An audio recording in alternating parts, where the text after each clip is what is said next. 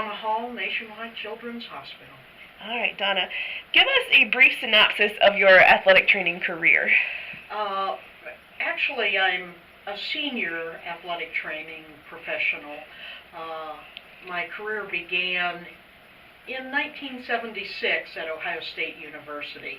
I happened to be friends with uh, an individual who was playing softball, also an athletic trainer on staff there, and she invited me to do some shadowing with the program. Upon shadowing, I was interested in the medical aspect, I was interested in the sport aspect, and certainly the science aspect was an incredible draw for me. The head athletic trainer at that time, Linda Daniel, was impressive. She was a physical therapist, an athletic trainer, a wonderful person, and a tremendous mentor and teacher. And so there was an immediate opportunity that unfolded for me there. My career began my second year in college, and then proceeded 5 years working with the athletic department at OSU, and then I did my graduate work at Wright State University. My first year as a GA in the athletic department, traveling as an athletic trainer, and then I stepped out of that arena to do teaching of nursing anatomy. My master's was in anatomy, and so I stepped away for a year from athletic training to teach nursing anatomy. And then upon my graduation, I really had thought that I would enjoy academically pursuing being a professor at the university, but each time I did that, I found it to be a little boring for me, a little repetitious.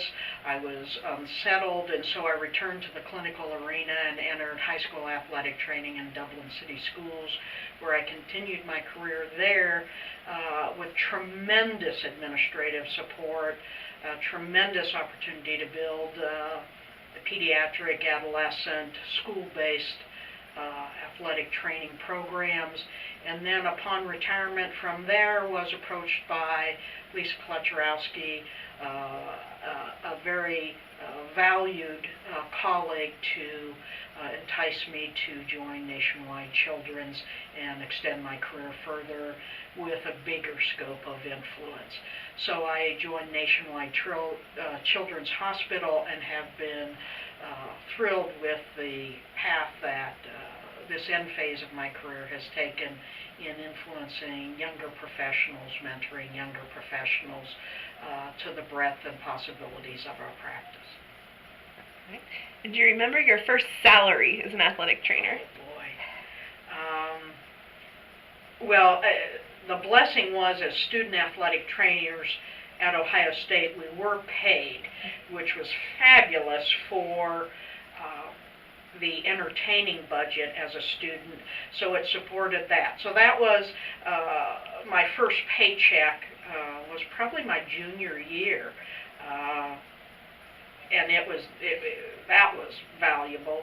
But I started at Dublin City Schools. My position had not been established. I was supplemented for $1,500 to cover the football program, and that was the only employment they could guarantee. And so it took probably a 5-year run before they established a legitimate pay scale for that position that even approximated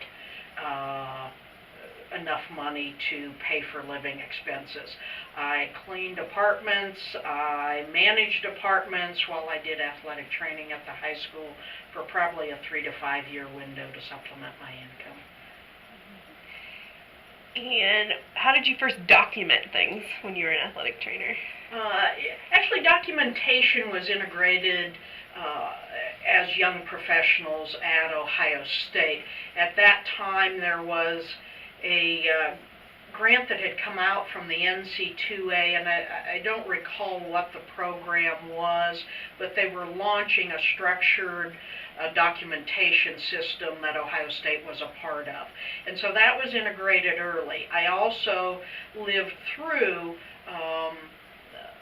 the window in which athletic trainers were being questioned about pharmacy documentation, injury documentation, and so that was an incredible learning experience to remind us and raise our awareness that documentation was an essential part of our practice. So we documented via both hard copy and then as computers were more integrated, that became a standard part of documentation.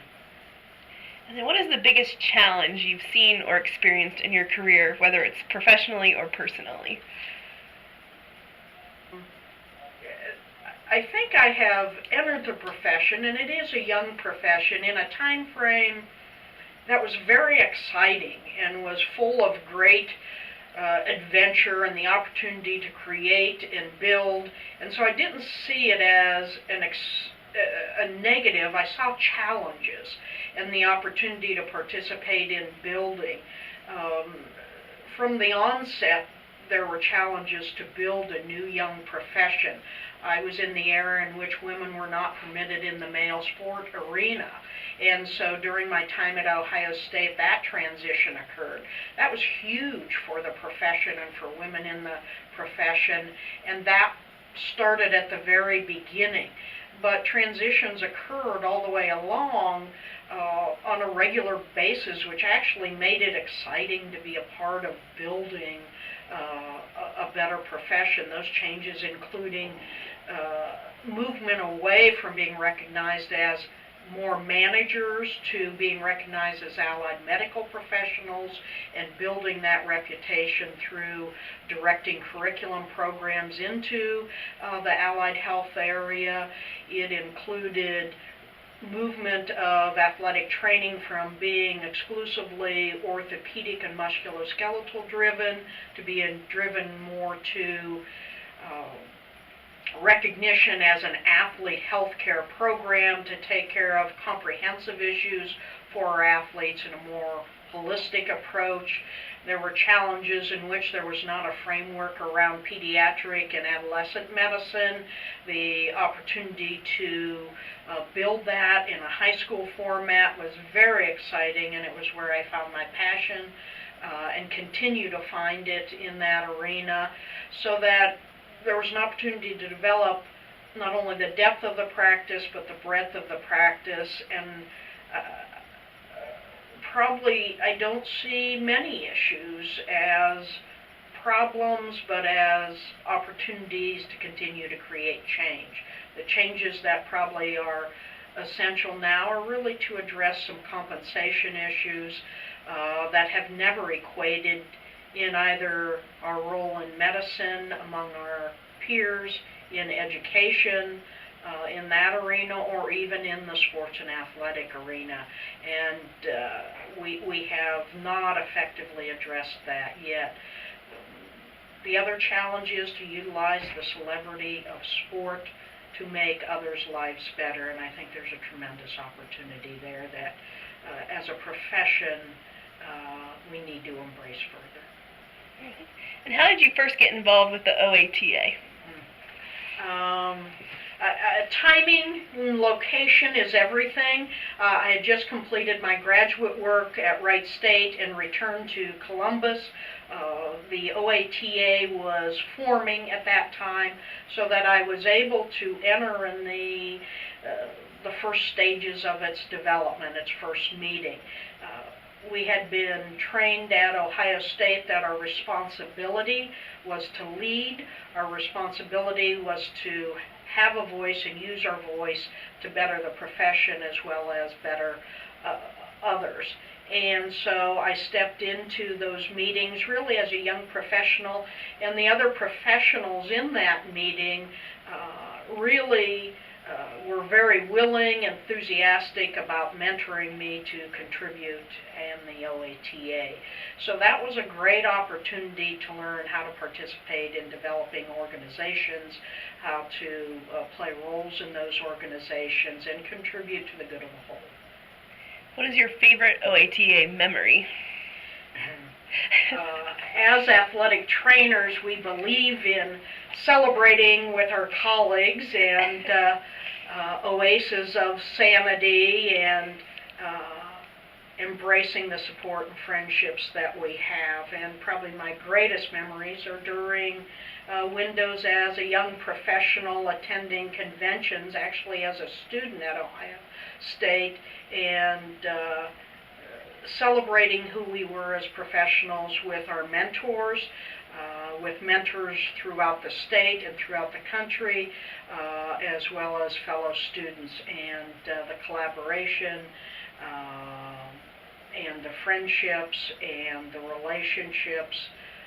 The oases of celebration really are the best. Right. During your career, were you an author, creator, or inventor of something? Coming out of my graduate work, I had published in the area of bone health and osteoporosis, so I did have publications in that area. There probably was a continued opportunity to connect that to the female athlete triad, but I did not pursue that track. When I left my graduate work, I re-entered the clinical world of athletic training and discontinued my research and writing at that time. Other areas that I felt that I probably was innovative in was the integration of athletic training and pediatric adolescent sports medicine into school communities. It was an area where I found my passion. I loved the young athletes, the students, and the relationships that existed there, and I was able to build a program in depth and breadth that really, I think, created a framework and a model for other high school athletic training programs.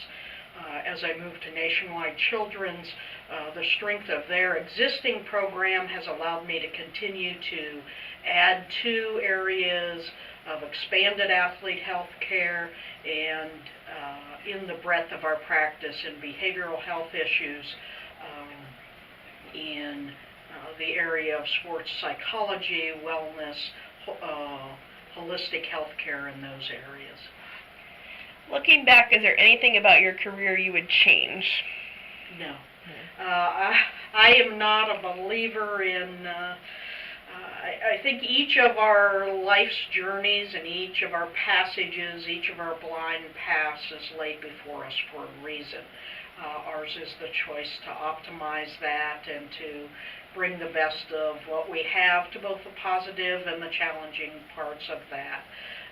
I have lived a path of great adventure, what I feel is a great contribution and very rewarding part of my life's work in pediatric, adolescent, school-based sports medicine. I think oftentimes the path less traveled, the prayer unanswered,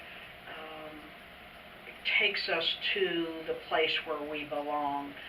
My original intent was be a college athletic trainer along with the position all my peers had taken, and happenstance took me to the high school, and I am a better professional and personal and have led a more fulfilled life because of it.